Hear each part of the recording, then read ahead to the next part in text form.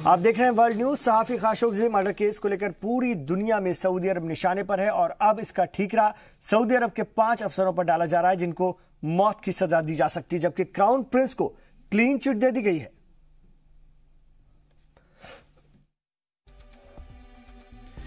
Saudi सहाफी Jamal Khashoggi के कत्ल के मामले में सऊदी अरब के कत्ल को लेकर सऊदी अरब सरकार कटघरे में है, लेकिन सरकारी वकील ने इस मामले में क्राउन प्रिंस मोहम्मद बिन सलमान को क्लीन चिट दी है। प्रोसिक्यूटर्स ने कहा है कि उन्हें इसकी कोई जानकारी नहीं थी। सहाफी जमाल खशोगी अमेरिकी अखबार वॉशिंगटन पोस्ट में लेख लिखते थे और सऊदी अरब सरकार के बड़े नाकिद भी थे। उन्हें आखिरी बार 2 अक्टूबर को इस्तांबुल में सऊदी अरब के कॉमर्स एम्बेसी में जाते देखा गया था। सरकारी वकील ने कहा कि कातिलों ने जमाल खशोगी के कत्ल करने से पहले उन्हें नशीली दवा दी और फिर उनकी लाश के टुकड़े कर दिए। ब्यूरो रिपोर्ट, जी मीडिया। और सऊदी अरब इत्तेहाद ने यमनी बंदरगाही शहर अल हदीदा पर फिजाई हमलों का सिलसिला बंद कर दिया है। शहर पर गुज़िश्ता चंद रोज से अरब इत्तेहाद ने जबरदस्त फिजाई हमले किए हैं।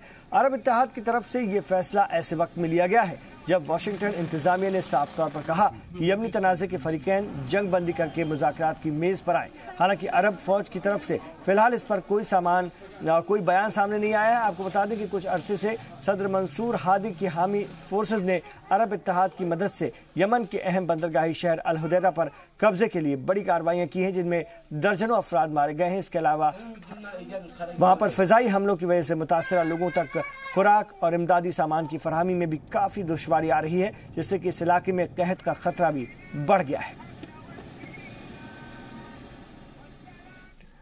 बैनुल-अक़वामी फलाही तंजीम एमनेस्टी इंटरनेशनल ने म्यांमार और बांग्लादेश से अपील की है कि वो रोहिंग्या मुसलमानों को रखाइन रियासत में वापस भेजने के अपने फैसले को वापस लें, क्योंकि वहां पर वो हलाकतों और दीगर मजालिम की जद में आ सकते हैं।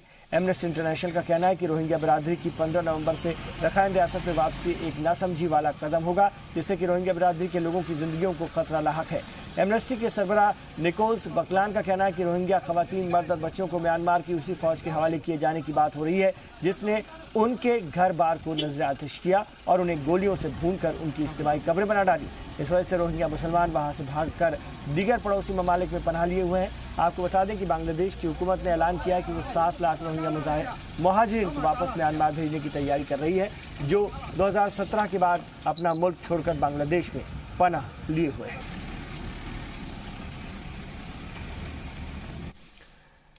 और इजराइल में इत्तेहादी क़यादत में इख्तिलाफात बढ़ते जा रहे हैं।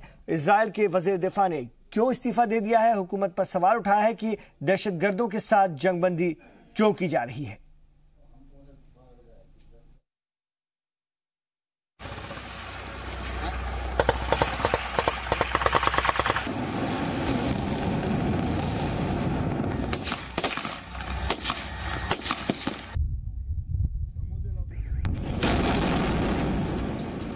ये तस्वीरें उस धमाके की हैं जिसमें इजराइल ने हवाई हमले के जरिए हमास अल अक्सा टीवी की इमारत को मुनहदिम कर दिया।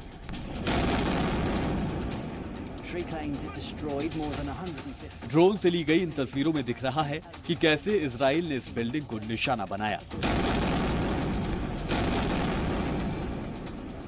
फिलिस्तीन के गाजा पट्टी पर इजराइल का ये पिछले 4 साल में सबसे बड़ा हमला है। इजराइल के दिफा ज़राए के मुताबिक गाजा की जानिब से करीब 370 रॉकेट दागे गए, जिनमें से करीब 100 को फौज ने हवा में ही नाकाम कर दिया, जबकि 270 इश्कोल इलाके में गिरे हैं। इजराइल के वजारत दिफा के ट्विटर हैंडल से जारी किए गए इस वीडियो को देखिए। नीले आसमान में आपको चारों तरफ रॉकेट ही रॉकेट दिखाई देंगे। दरअसल 13 नवंबर को इजराइल ने गाजा में एक खुफिया मुहिम चलाई थी, जिसमें 7 बागियों और इजराइल के एक फौजी की मौत हो गई थी। फिलिस्तीनियों का कहना है कि इजराइल की फौजी टुकड़ी गाजा पट्टी में 3 किलोमीटर अंदर घुस आई थी। जब हमास के दहशतगर्दों ने फौज की गाड़ियों को रोका तो इजरायली फौज ने हमास के मकामी कमांडर को मार दिया।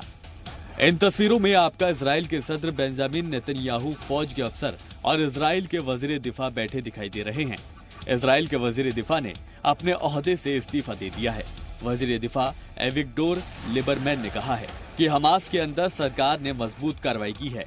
बेंजामिन नेतन्याहू और हमास के बीच हुआ जंगबंदी मुआहदा दहशतगर्दों के सामने सिर झुकाने का फैसला है। लिबरमैन ने कहा कि इजराइल छोटे वक्त की शांति के लिए लंबे वक्त की नेशनल सिक्योरिटी का त्याग कर रहा है। अब ये तस्वीरें देखिए। शुमाली गाजा पट्टी के इस वीडियो में दिख रहा है कि कैसे हमास ने इजरायली फौज की एक बस को एंटी टैंक मिसाइल से उड़ा दिया। इस वीडियो को हमास ने ही जारी किया है। कहा जा रहा है कि इजिप्ट की सालसी से इजराइल और हमास के बीच सीज फायर हुआ है। ब्यूरो रिपोर्ट, जी मीडिया।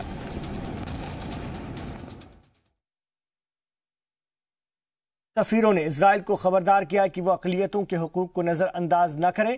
यहूदी कौमी और रियासती कानून से मुतालिक उनकी फिक्रात का वाज़ेह जवाब देने के लिए इजराइल को 60 दिनों का वक्त दिया गया है।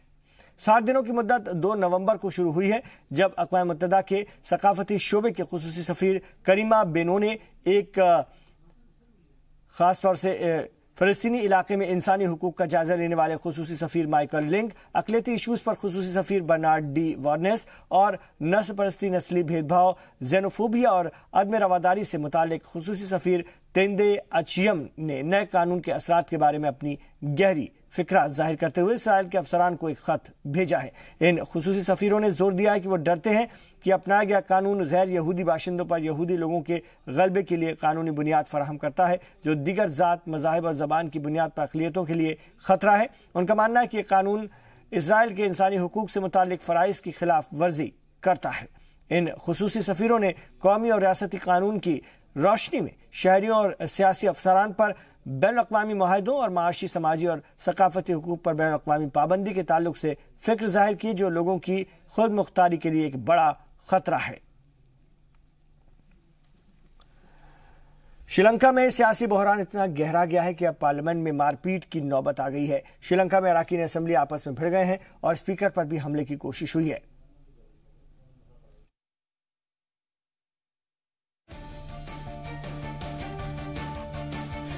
श्रीलंका की पार्लियामेंट में महिंदा राजपक्षे और रनिल विक्रमासिंघे के हामी आपस में भिड़ गए। राजपक्षे की पार्टी के अराकीन पार्लियामेंट ने स्पीकर को घेर लिया था और इस दौरान उनकी विक्रमासिंघे के हामी एमपी से झड़प हुई, जिसमें कई एमपी जख्मी हुए हैं। हंगामे के बाद स्पीकर ने पार्लियामेंट की कार्रवाई 21 नवंबर तक मुलतवी कर दी है। झगड़ा तब शुरू हुआ जब दोबारा इंतखाबात का मुतालबा कर रहे महिंदा राजपक्षे की मांग पर स्पीकर कारू जयसूर्या ने ऐवान की मर्जी जानने की बात कही। श्रीलंका की पार्लियामेंट में वोट ऑफ कॉन्फिडेंस हार चुके महिंदा राजपक्षे ने दोबारा इंतखाबात की मांग की थी, जबकि रानिल विक्रमासिंघे की पार्टी यूनाइटेड नेशनल पार्टी ने कहा कि इस पर पार्लियामेंट का वोट लेना चाहिए। सियासी उठापटक की वजह से श्रीलंका के रुपए की कीमत भी डॉलर के मुकाबले और गिर गई है। ब्यूरो रिपोर्ट, जी मीडिया।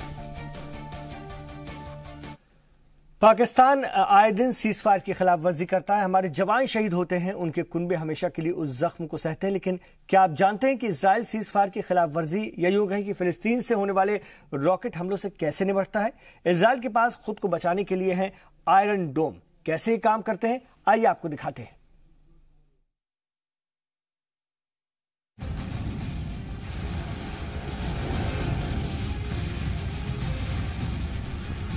रॉकेट की इस तकनीक में दुश्मन की तरफ से हमले के फौरन बाद इस बात की काउंटिंग शुरू हो जाती है कि हमला कितना खतरनाक और रॉकेट शहर के किस हिस्से में गिरने वाला है। आयरन डोम ने अब तक 340 रॉकेट को रास्ते में ही भेद दिया है और इसकी कामयाबी का आदादोशुमार 90% है। पूरे इजराइल में 5 हिस्सों में ये आलात लगाए गए हैं। इन रॉकेटों को इस तरह डिजाइन किया गया है कि छोटी दूरी से चले रॉकेटों को निशाना बनाया जा सके। 4 से 70 किलोमीटर की दूरी से चलाए गए रॉकेटों को ये बहुत आसानी से पकड़ सकता है। दूसरी तरफ से रॉकेट दागने के बाद हरकत में आने वाला ये आला 20 से 45 सेकेंड के अंदर काम कर देता है। सबसे पहले इस बात की पहचान की जाती है कि हमलावर रॉकेट कहाँ गिरने वाला है। अगर ये पानी या सुनसान जगह पर गिरने वाला होता है तो उस पर कार्रवाई नहीं की जाती, लेकिन अगर खतरा आबादी वाले इलाके का हो तो फौरन उसे काटने का इंतजाम कर दिया जाता है। हमास आमतौर पर 20 किलोमीटर तक मार करने वाले देसी रॉकेट चलाता है। हालांकि हाल के दिनों में ईरान में बने फज्र 5 रॉकेटों का भी इस्तेमाल हुआ, जिनकी मार 80 किलोमीटर दूर तल अवीव तक है। इनमें से कुछ का निशाना चूक गया, जबकि आयरन डोम ने बाकियों को तबाह कर दिया। लेबनान के साथ 2006 में हुई जंग के दौरान इसराइल को न सिर्फ 40 से ज्यादा लोगों की जान गंवानी पड़ी थी, हिजबुल्लाह के चलाए हुए तकरीबन 4000 की तादाद में छोटे बड़े रॉकेट उसकी सरजमीन पर गिरे। इसके बाद इसराइल के करीब 2.5 लाख लोगों को घर बार छोड़कर हटना पड़ा। जुनूब में हमास की तरफ से हुए हमले में भी तकरीबन 4000 रॉकेट दागे गए। इन परेशानियों से निपटने के लिए ही इसराइल ने 2007 में आयरन डोम सिक्योरिटी तकनीक तैयार करने का फैसला किया। इसराइल के रफाइल एडवांस डिफेंस सिस्टम ने वजारत दिफा के साथ मिलकर तकरीबन $20 करोड़ की लागत से ये आलात तैयार किए। ब्यूरो रिपोर्ट, जी मीडिया। इधर शुमाली कोरिया के तानाशाह किम जोंग उन के एक नए तैयार किए गए टैक्टिकल हथियार के तजुर्बे का उन्होंने जायजा लिया और इससे पूरे इलाके में हमारी तेजी से बढ़ती दिफाई सलाहियत का एक और मुजाहरा उन्होंने कहा है। शुमाली कोरिया की न्यूज एजेंसी KCNA ने कहा कि तजुर्बा कामयाब रहा। हालांकि कई महीनों बाद शुमाली कोरिया के असलहा तैयार करने के प्रोग्राम में एक नए हथियार को तैयार करने का नया मामला सामने आया है। जून में अमेरिकी सदर डोनाल्ड ट्रंप के साथ किम जोंग उन के मुज़ाकरात के बाद शुमाली कोरिया का किसी भी हथियार का पहला तजुर्बा इसे कहा जा रहा है। गुज़िश्ता दिनों दोनों मुल्कों के लीडर जौहरी हथियारों के खात्मे और अमन बहाली की सिमत में काम करने पर राजी हुए थे और नए हथियार के किसी भी तजुर्बे से वाशिंगटन के साथ शुमाली कोरिया की कशीदगी बढ़ने के इम्कानात हैं। अमेरिका का कहना है कि शुमाली कोरिया पर बैनुल अक़वामी पाबंदियों में जब तक कोई छूट नहीं होगी जब तक कि शुमाली कोरिया अपने जौहरी हथियारों पर लंबी दूरी तक मार करने वाली मिसाइलों को खत्म करने के लिए कोई ठोस कदम न उठाए। यूरोपीय सरहदी एजेंसी फ्रंटेक्स ने एक अहम रिपोर्ट जारी की है जिसके मुताबिक 2013 से अब तक यूरोप की तरफ गैर कानूनी तौर से मुजाहिरत में मुसलसल कमी हो रही है और इसके बावजूद मुहाजिरत की आमद के हवाले से यूरोपीय यूनियन में बहस और तनाज़े की सूरत हाल भी बरकरार है। इस रिपोर्ट के मुताबिक इस साल पहले 10 महीनों में 1,18,900 गैर कानूनी मुहाजिरीन के सरहद पार करने के मामले दर्ज हुए हैं, जबकि 2017 में इसी मुद्दत के दौरान मुहाजिरीन की तादाद इससे 30% ज्यादा थी। रिपोर्ट में कहा गया है कि इटली और लीबिया के दरमियान समंदरी रास्ते से सफर करने वाले मुहाजिरीन की तादाद में सबसे ज्यादा कमी आई है। साथ ही बहरे रोम के जरिए इटली पहुंचने वाले तारिकीन वतन की तादाद में गुज़िश्ता बरस की निस्बत 87% की कमी आई है। आपको बता दें कि जहां एक तरफ इटली के मुहाजिरीन को रोकने के लिए सख्त कदम उठाने के सबब बहरे रोम में गैर कानूनी मुहाजिरत में कमी आई है, वहीं समंदर से स्पेन जाने वाले बंदरगाहों की तादाद में इजाफा भी नोट किया गया है।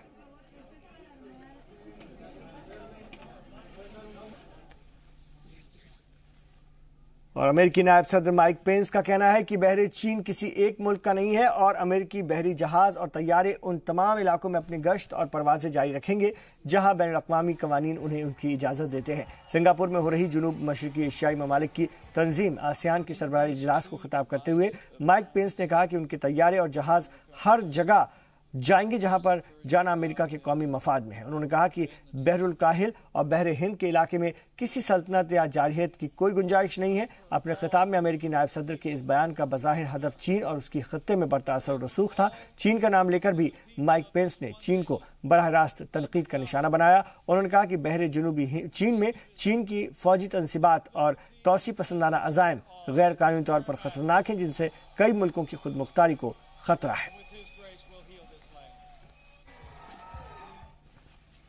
कोलंबिया के शहर बोगोटा में तलबा ने मजीद तालीमी फंड के मुतालबे को लेकर जबरदस्त एहतजाजी मुजाहरा किया, जिसे रोकने के लिए पुलिस को आंसू गैस का सहारा भी लेना पड़ा। सड़कों पर जबरदस्त मुजाहरा करने वाले इन तलबा का मुतालबा था कि तालीम के लिए नाकाफी फंड को बढ़ाया जाए और मुल्क में मयार तालीम को सुधारने के लिए जरूरी कदम उठाए जाए।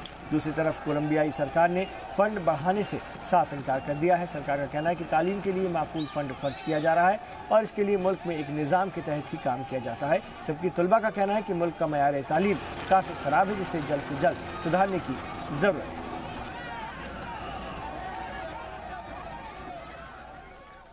जनूबी अमेरिकी मुल्क सेंटियागो में यूनिवर्सिटी तलबा ने मापूचे बरादरी के एक नौजवान के कत्ल पर ज़बरदस्त एहतजाजी मुजाहरा किया, जिसकी वजह से मईशत ख़ास तौर से वहाँ पर मुश्तिल तलबा को रोकने के लिए पुलिस को आंसू गैस और रबड़ की गोलियों का भी इस्तेमाल करना पड़ा।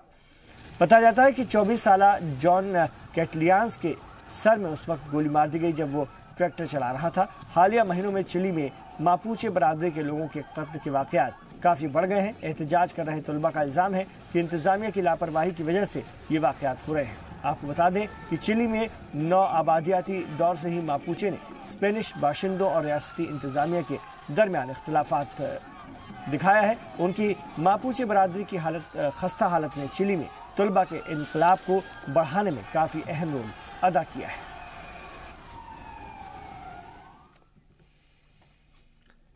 इधर अमेरिका की मशरक़ी साहिली रियासतों में शदीद बर्फबारी हो रही, जिसके नतीजे में अब तक 5 अफराद भी हलाक हो चुके हैं, जबकि सड़क के हादसों में बड़ी तादाद में लोग जख्मी हो गए हैं। अमेरिका की राजधानी वाशिंगटन में भी 5-5 इंच बर्फबारी हो चुकी है, जबकि मैरीलैंड और वेस्ट वर्जीनिया में 6 इंच से ज्यादा तक की बर्फबारी दर्ज की जा रही है। साहिली इलाकों वर्जीनिया, फिलाडेल्फिया, पेंसिल्वेनिया, न्यूयॉर्क और बोस्टन तक बर्फानी तूफान आया हुआ है, तो कुछ रियासतों में शदीद बर्फबारी हो रही है। बर्फबारी के नतीजे में सड़कों पर गाड़ियों की रफ्तार कम होती जा रही है, जिसकी वजह से जाम भी लग रहा है और गाड़ियां बर्फ में फंस रही हैं। इसके अलावा सरकारी दफ्तरों और स्कूलों में भी हाजिरी कम रिकॉर्ड की जा रही है। शदीद बर्फबारी के सबब हवाई अड्डे पर परवाजें भी काफी देर से चल रही हैं। अमेरिका की महकमा मौसमियात ने अलर्ट जारी किया है कि आने वाले दिनों में शुमाली इलाकों में मजीद बर्फबारी होने के इम्कान है। It hasn't snowed in a long time and I'm really happy. You like the snow?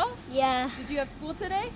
We didn't go to school today because my mom's, it was like freezing this morning and like we This is beyond me. We are freezing. I'm going to get some thermals right now. Are you a fan of the snow? I have my days. You know, with family, yes, because it's fun, you know. Friends, yeah, we chilling. I throw snowballs at them. As long as you bundle up, get your scarf and hoodies, you know, get your hats ready, you're good to go.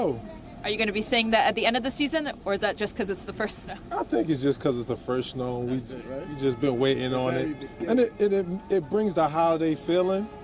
The snow brings the holiday feeling, so I like it. I'm ready to eat. Thanksgiving right around the corner, Christmas, I'm ready to eat.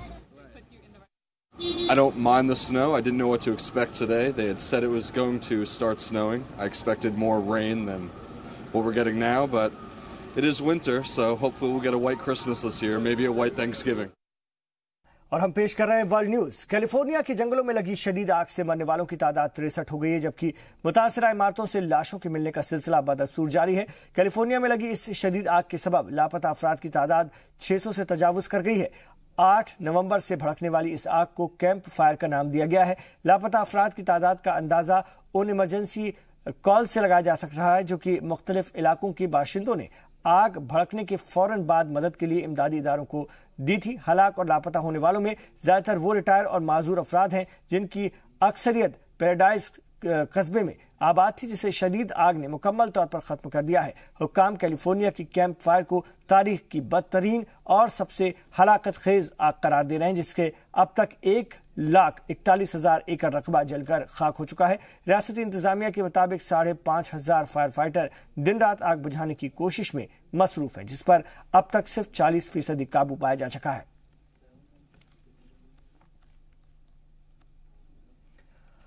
तो California के जंगलों में लगी शदीद आग से मरने वालों की तादाद 63 हो गई है। लापता अफराद की तादाद तो 600 से भी पार पहुंच गई है।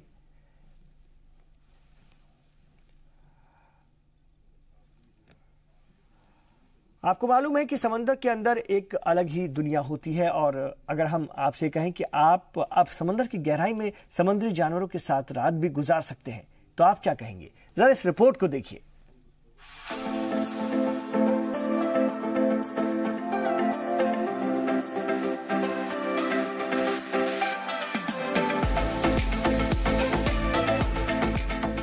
कमरे की छत और दीवारों के बाहर समंदर।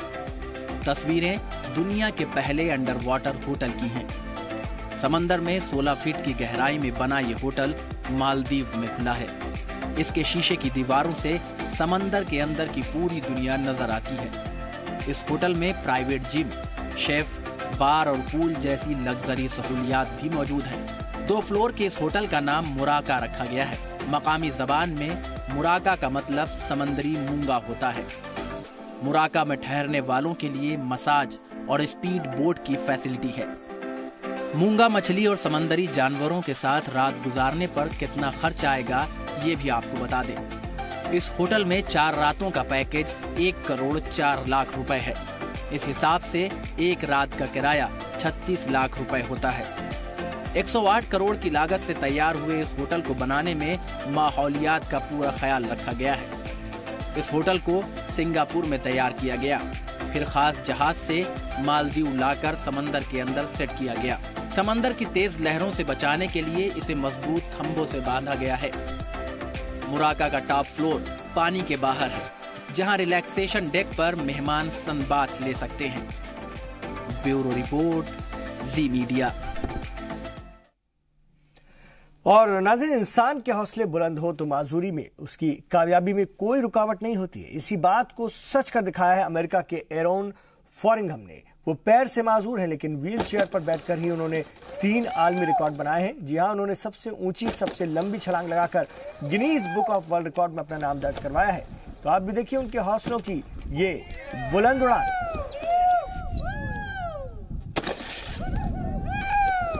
व्हील चेयर पर बैठकर सबसे ऊंची, सबसे लंबी छलांग बनाने का वर्ल्ड रिकॉर्ड कायम किया गया है।